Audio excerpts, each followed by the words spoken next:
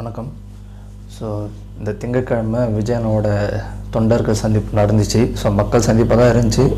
So அவங்களுக்கு தெரியும் இல்லையா, நம்ம எது பண்ணாலும் வந்து அங்கே என்ன ஒரு பண்ணுவாங்கன்றனால அது குறைச்சி 4900 பேருக்கான தொண்டர்கள் சந்திப்புன்ற மாற்றி விஜயன் வந்து வேலூருக்கு வந்தார். வந்தார். ஐயோயோ என்ன ஆரவாரம், என்ன ஒரு மக்கள் எழுச்சி, எவ்வளோ கூட்டம். அந்த வாலாஜா அந்த டோல்லாம் பார்த்தீங்கன்னா அவ்வளோ ஒரு ஜாமு. ஏன்னா அது பார்த்தீங்கன்னா ரோட் ஷோவாகவே ஆகிப்போச்சு அது. ஏன்னா அவ்வளோ ஒரு ஜனம், அவ்வளோ ஒரு அன்பு. விஜயனை பார்த்தே ஆகணும் அப்படின்ற ஒரு ஏக்கம். குழந்தைங்கள்லாம் கூட்டிகிட்டு வந்தாங்க. நம்ம எவ்வளோ தான் சொன்னாலும் வந்து அது அந்த அன்பை காட்டுறதுக்காக அவங்க விட்டுன்னு வராங்க. பட் என்ன பண்ணுறது, நம்ம சொல்ல தான் முடியும். ஏன்னா அவ்வளோ வெயிலையும் குழந்தைங்கள தூக்கிட்டு வராங்க, ஒரு மாலை அணிவிக்கிறாங்க, ஒரு பூ தூவுறாங்க. அவருக்கு இருக்கிற மாசு வந்து யாருக்குமே இருக்காது. ஏன்னா அவ்வளோ ஒரு அன்பாக இருக்கார், அவ்வளோ ஒரு மக்களோட கனெக்டிங்கில் இருக்காங்க. ஸோ அதனால தான் வந்து மக்களும் சரி விஜயனாவும் சரி அப்படி ஒன்றுக்குள்ளதான் இருக்கும். அதே தான் இந்த மீட்டிங்கில் அவர் சொன்னது. ஏன்னா இப்போ அந்த மீட்டிங்கே பார்த்தீங்கன்னா ஒரு எமோஷ்னலான ஒரு மீட்டிங்காகவே ஆகிப்போச்சு. அந்த சந்திப்புன்றது டிஎம்கே போட்டு அடிக்கிறாங்க, அது வேறு விஷயம். பட் கரூருக்கு அப்புறமும் சரி, அதோட இங்கே வந்து அவர் எமோஷ்னலாக வந்து இப்படி ஒரு மாதிரி ஆயிடுச்சு. எல்லாருமே ஒரு மாதிரி ஆகிட்டாங்க, அப்செட் ஆகிட்டாங்க. ஏன்னா சும்மாவே போட்டு அவர் பர்மிஷன் கொடுக்காம இழுத்து அடிக்கிறது. அவரே அதுதான் ஓப்பனாக சொல்லிட்டாரு. ஃப்ரெண்டுனா எதுக்கு சார் ஏமா கரூர் நடந்த விஷயத்துக்கு ஏமா பழுத்திக்கு போட்டின்னு கேட்டார். கரெக்டான விஷயம்தான். நீங்கள் என்னென்ன பண்ணீங்கன்றது எல்லாருக்குமே தெரியும். ஏன்னா சட்டசபையில் வந்து ஸ்டாலின் அவர்கள் பேசியிருந்தார் இல்லையா கரூர் விஷயத்தை பற்றி. இந்த துயர சம்பவத்துக்கு தலைவர் அவரான தாமதமாக வந்தது தான் அது காரணம்னு சொன்னார் இல்லையா, அதுதாங்க.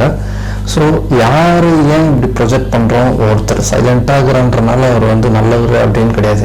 ஸோ ஸ்டாலின் அவர்களும் அப்படி தான் சைலண்டாகவே இருப்பார், இருப்பார். ஆனால் பண்ணுறது எல்லாமே அவர் தான். ஸோ அதனால் யார் என்ன சொன்னாலும் சரி, யார் எந்த நெகட்டிவ் சொன்னாலும் சரி, என்ன பரப்புனாலும் சரி, இந்த வாட்டி டிவிக்கு மட்டும்தான், விஜயனுக்கு மட்டும்தான். அதில் ஒரு மாற்றமே கிடையாது. ஏன்னா இந்த தேர்தல் வந்து ஒரு வித்தியாசமான தேர்தலாக இருக்க போதுன்றது வந்து 100% உண்மை.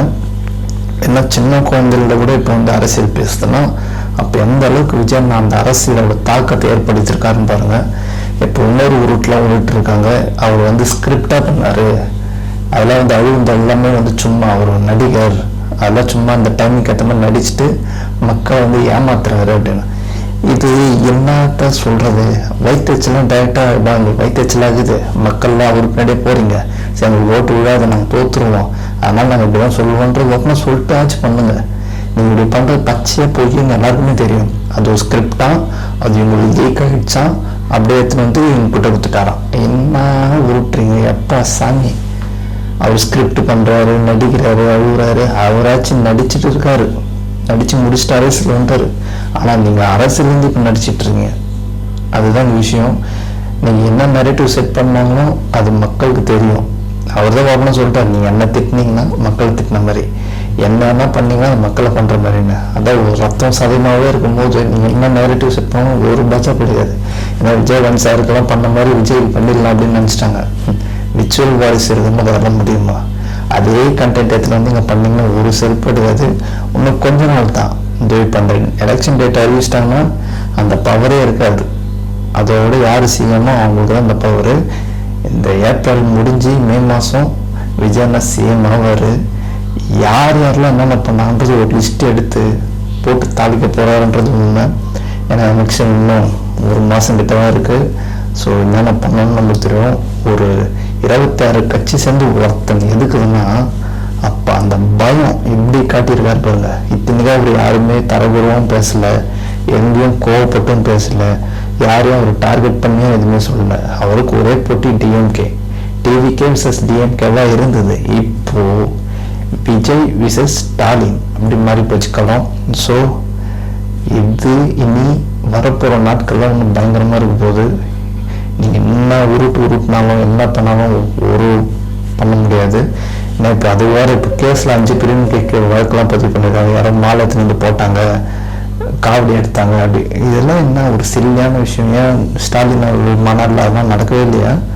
அவ்வளோ அராஜகம் பண்ணாங்க, அதெல்லாம் தெரியாதா? எங்களுக்கு வந்து பயம் வந்துடுச்சு. அதனால் நீங்கள் இதுக்கப்புறம் எது பண்ணாலும் ஒரு செல்ஃப் எடுக்காது, முடிஞ்சு போச்சு, அவ்வளோதான். அவங்க சாப்டரே க்ளோஸு. இந்த தேர்தல் அன்னைக்கு ஒரு இம்பேக்ட் எப்படி கிரியேட் பண்ண போகுதுன்னு பாருங்கள்.